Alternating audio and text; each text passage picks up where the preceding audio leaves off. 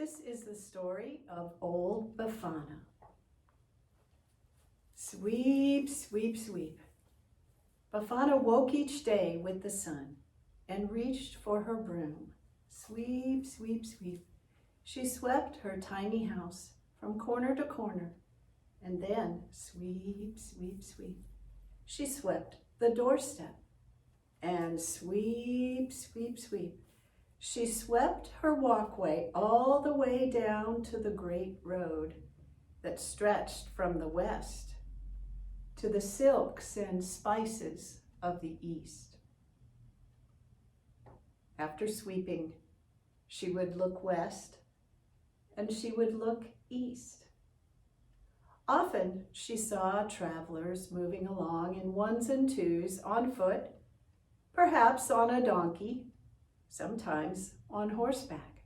Once she had seen a great caravan stomping and jingling along on horses and camels, and there was even an elephant.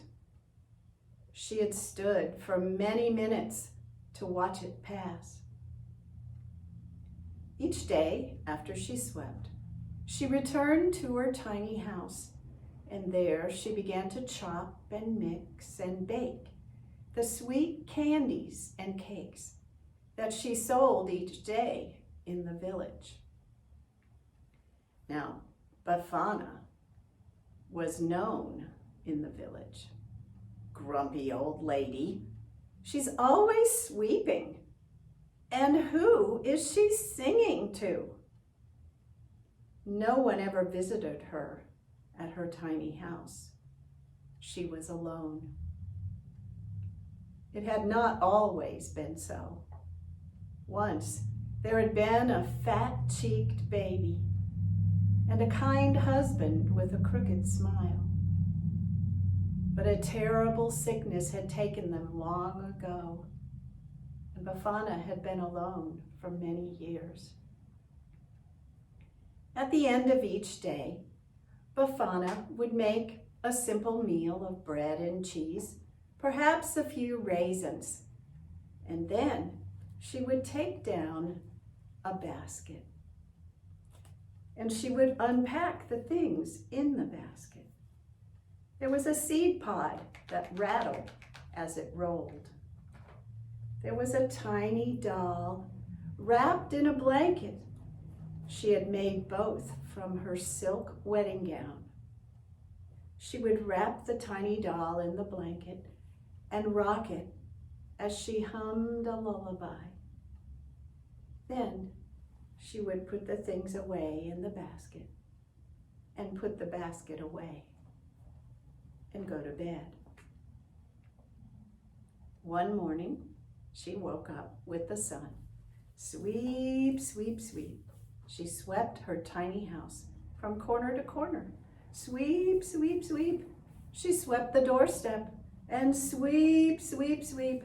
She swept the walkway all the way down to the great road. She looked west. She looked east. And then she returned to her tiny house, where she began to mix honey and almonds for a sticky, sweet candy, when there came a knock at her door. Who could that be? Grumbled Befana. And when she opened the door, there stood a boy in fine clothes.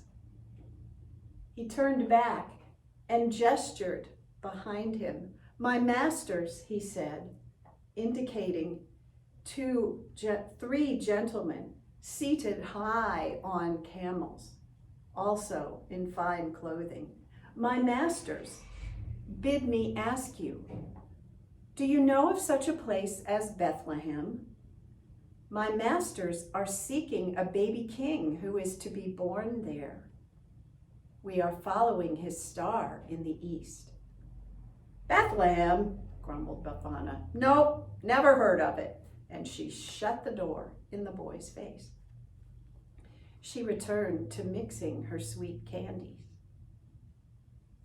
That night, Befana was awakened by a strange high singing.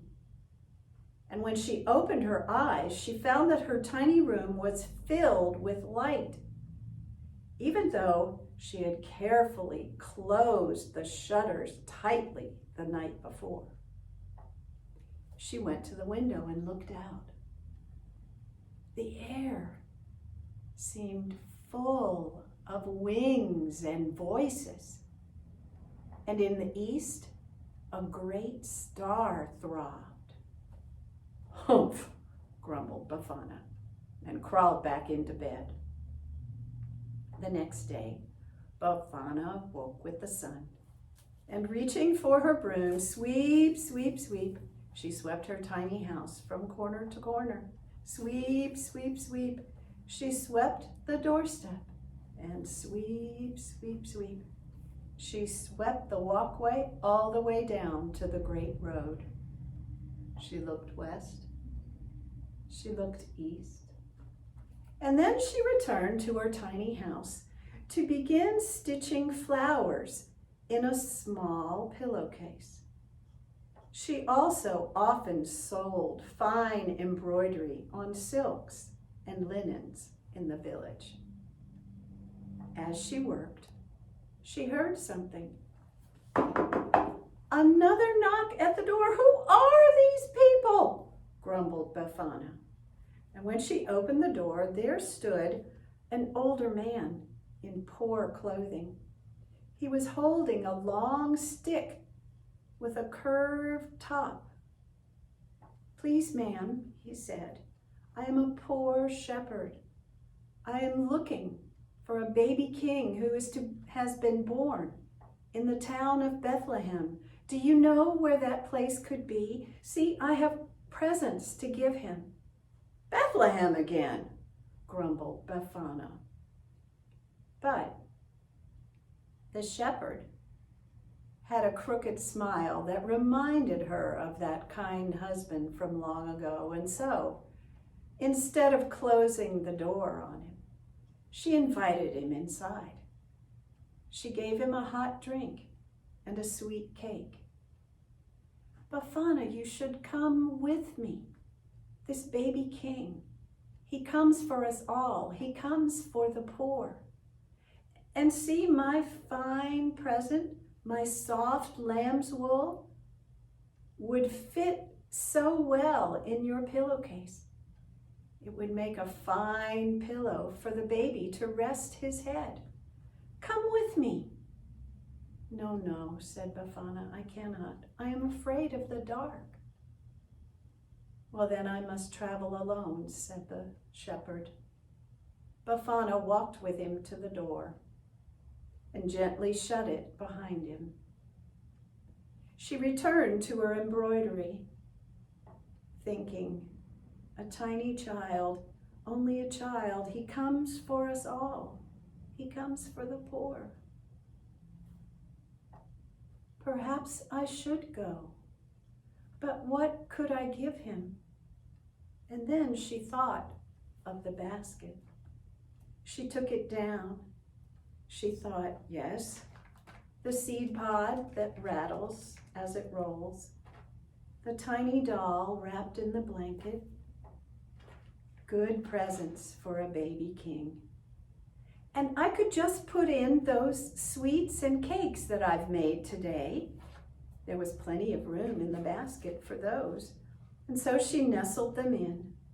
And then she took a small clay pot and filled it with hot coals from her fire.